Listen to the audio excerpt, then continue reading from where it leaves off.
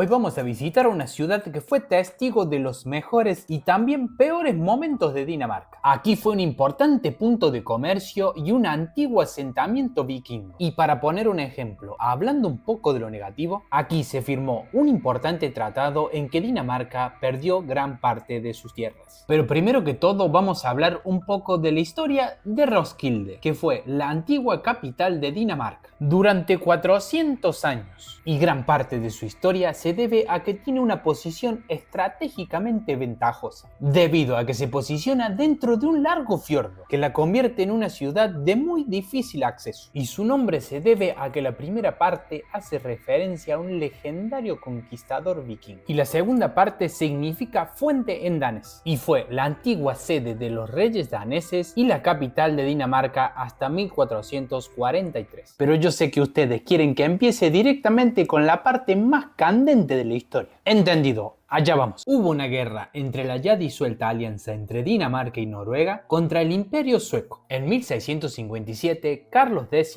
y su ejército estaban envueltos en una batalla conocida como el Diluvio contra Polonia. Y el rey de Dinamarca, Federico III, no tuvo mejor idea que decir vamos a aprovechar que los suecos están en otra guerra para así recuperar los territorios perdidos en 1645. Y como estrategia en sí era bastante buena y deciden atacar a Suecia. Pero un difícil invierno confina a las tropas en el puerto debido a que se congelan los estrechos que iban a utilizar para invadir el territorio sueco. A todo esto llega la información al rey Carlos X y fue la excusa perfecta para retirarse por un tiempo del campo de batalla polaco. Y el rey podría haber dicho algo así: esperen que ya vuelvo y les sigo ganando, Polonia. Es que en ese momento estaba bastante debilitada porque había perdido hace pocos años atrás en la guerra contra los cosacos y los rusos. Pero volvamos al conflicto nórdico. Vuelve el rey con el fin de movilizar sus tropas contra Dinamarca y el ejército sueco ingresó a una isla danesa con una flota de 7000 soldados el 30 de enero de 1658 y tomaron la isla en muy poco tiempo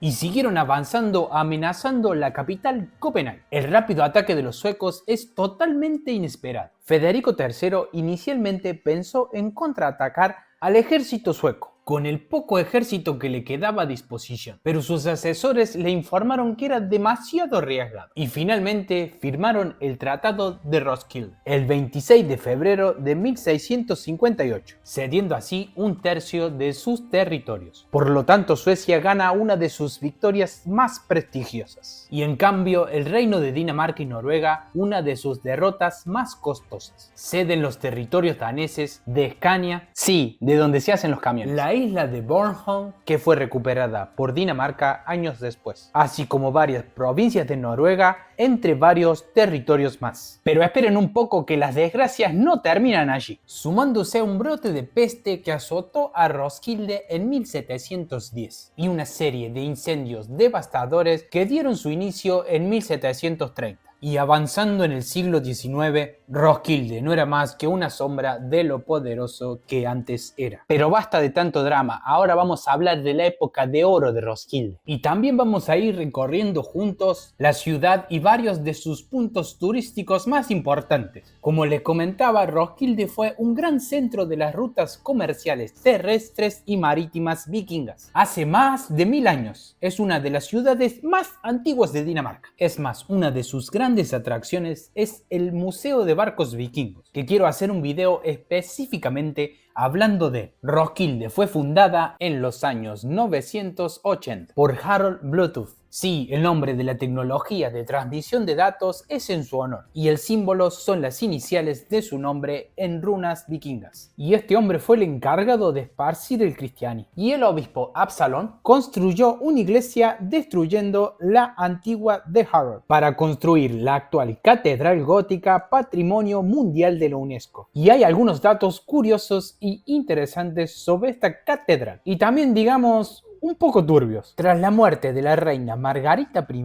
en 1412, y quiero aclarar que en este momento se encuentra actualmente Margarita II como la actual reina de Dinamarca, y la primera fue sepultada en su capilla familiar. Al año siguiente, el obispo, en contra de la voluntad de los monjes, llevó el cuerpo de la reina a la catedral de Roskilde, y desde allí se empezó a seguir una tradición de que todos los líderes daneses fueran, después de su fallecimiento, trasladados a la catedral. Y es más, en la actualidad, la reina Margarita ya tiene listo su cajón desde hace varios años ya, para cuando llegue la hora de su partida. E incluso aquí se encuentra Harold Bluetooth, que también fue el hijo del fundador de Dinamarca, y 40 miembros más de la familia real. Y el último en ser enterrado fue el marido de la actual reina, el príncipe Henrik. Igualmente no es la misma iglesia que de sus principios, debido a que varios reyes siguieron construyendo. Era algo así como una competencia de qué rey construía algo más increíble. Roskilde fue un importante centro comercial, marítimo e industrial, pero debido a todas las desgracias que le conté y a su gran desarrollo, Copenhague fue nombrada la nueva capital del país en 1443, pero tuvo otra oportunidad de surgir debido a la llegada del ferrocarril que conecta Roskilde con la ahora ascendente Copenhague. Impulsó enormemente la suerte de la ciudad y como resultado pronto se estaba gestando un renacimiento comercial. El puerto se amplió en la década de 1870, atrayendo a la zona una serie de industrias, incluidas fundiciones de hierro, plantas procesadoras de tabaco y talleres mecánicos. Si bien los barcos cada vez de mayor tamaño de la época posterior demostraron ser demasiado grandes para utilizar el puerto de Roskilde, industrias como la fábrica de licores continuaron prosperando. Hoy en día Roskilde ha hecho una gran transición a una economía orientada a los servicios, sacando provecho del comercio turístico y empleando alrededor del 60% de la población para ello. La Universidad de Roskilde se estableció en 1972, así como en la actualidad